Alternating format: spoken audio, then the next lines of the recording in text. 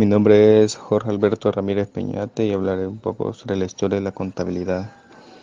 La historia de la contabilidad y de su técnica está ligada al desarrollo del comercio, la agricultura y la industrialización como actividades económicas.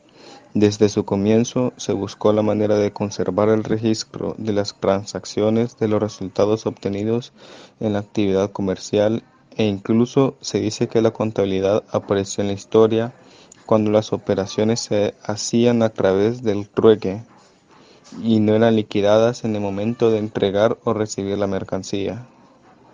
Los arqueólogos han encontrado en las civilizaciones del Imperio Inca, del Antiguo Egipto y de Roma variadas manifestaciones de registros contables, que de una manera básica constituyen un registro de las entradas y salidas de productos comercializados, así como del dinero. La utilización de la moneda fue importante para el desarrollo de la contabilidad, ya que no cabía una evolución semejante en una economía de trueque.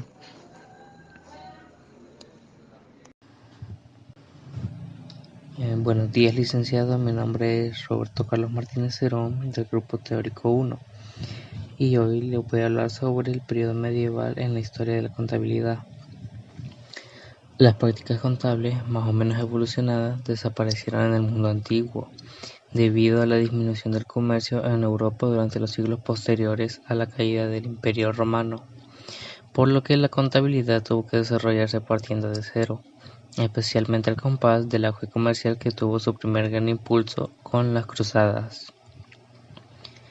Los comerciantes de la Liga Hanseática desarrollaron la contabilidad de factor, es decir, la del comisionista, que debe rendir cuentas a su comitente, en tanto que los comerciantes italianos prestaron mayor atención a una contabilidad de carácter patrimonial, es decir, más adaptada al contrato del comerciante sobre sus empleados.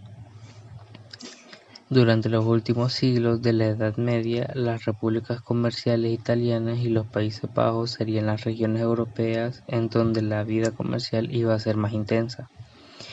Como consecuencia natural de esto, en estos países la práctica contable iría desarrollando nuevos métodos y por lo tanto sería en todas estas repúblicas italianas donde surgiría la contabilidad moderna.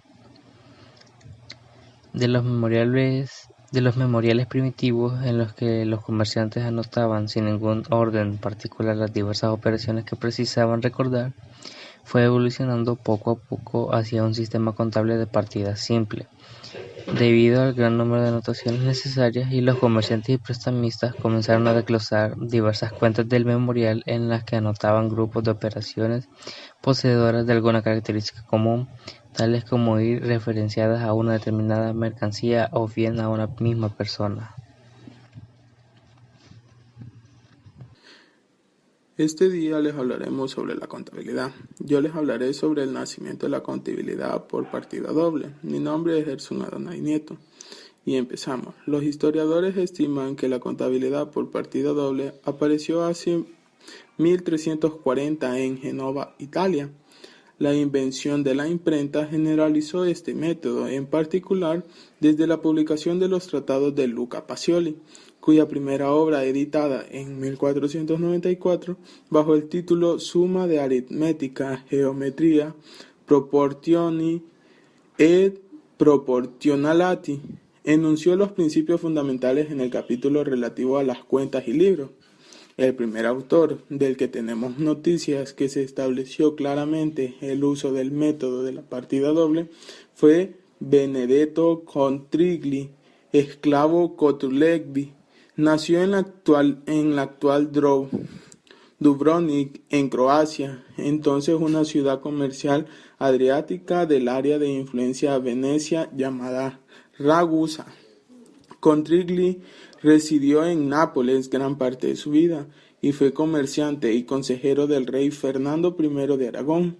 Su obra detallada Mercanture e del Mercado Perfecto fue escrita en 1458, de forma casi incidental.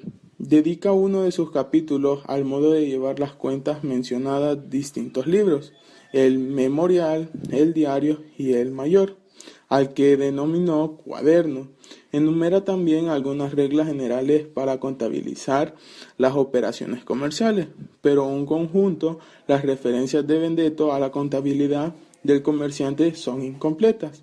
El libro de Contrigli tardó casi 115 años en llevar a la imprenta, lo que unido al carácter incompleto de su exposición impide que pueda adjutarse a su autor en la historia de la contabilidad un papel comparable al de Luca Pacioli.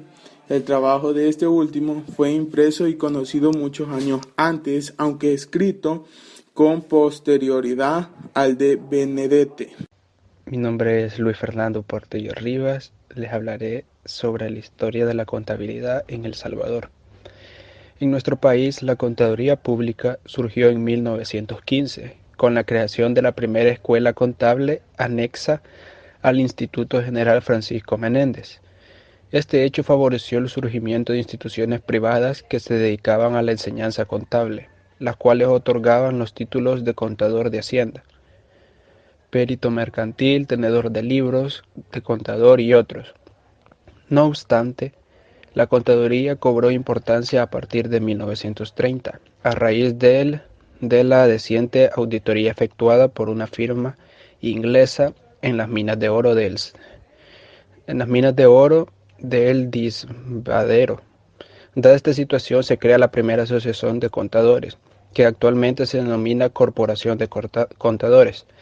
10 años después se constituye el primer Consejo Nacional de Contadores, cuyo objetivo es autorizar a quienes lo soliciten, previa aprobación de un examen, el ejercicio de la profesión a través del nombramiento de contador público certificado, amparado en el decreto de la Ley del Ejercicio de las Funciones del Contador Público.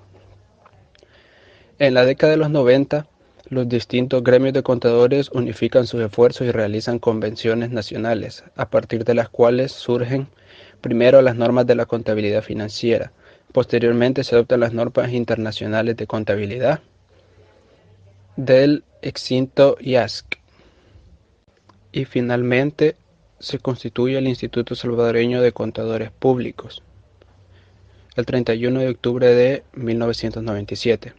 A partir de la fusión del Colegio de Contadores Públicos Académicos, la Asociación de Contadores Públicos y el Colegio de Contadores Públicos, como una entidad de nacionalidad salvadoreña con duración indefinida, con carácter no lucrativo, político y laico. Mi nombre es Jonathan Fernando Enríquez López y yo le voy a dar continuidad a la historia de la contabilidad en El Salvador.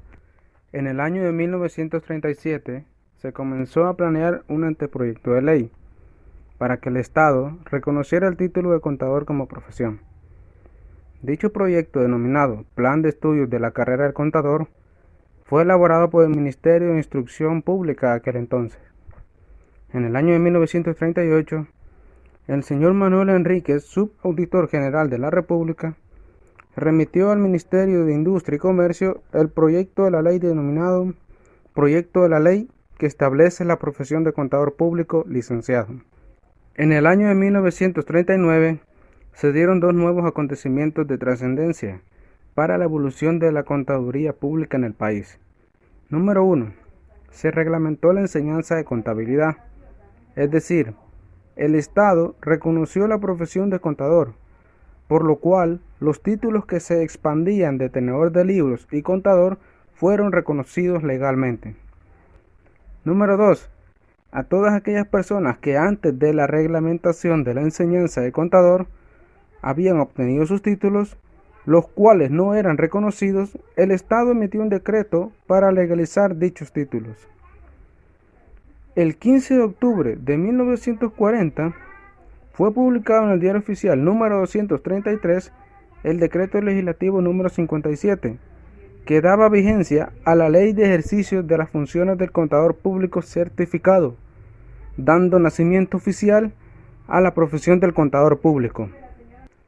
La Ley de Contabilidad Central, vigente desde 1952 hasta 1991, determinaba que la Dirección de Contabilidad Central del Ministerio de Hacienda mantendría un sistema centralizado de cuentas, para conocer el estado de ejecución y resultados de liquidación de los presupuestos, así como la situación del Tesoro y de la Hacienda Pública.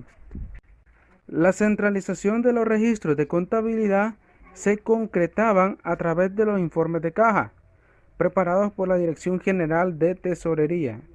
En materia de ingresos y por la reiterada participación de la Corte de Cuentas de la República y Dirección de Contabilidad Central en el proceso de desembolso de fondos públicos.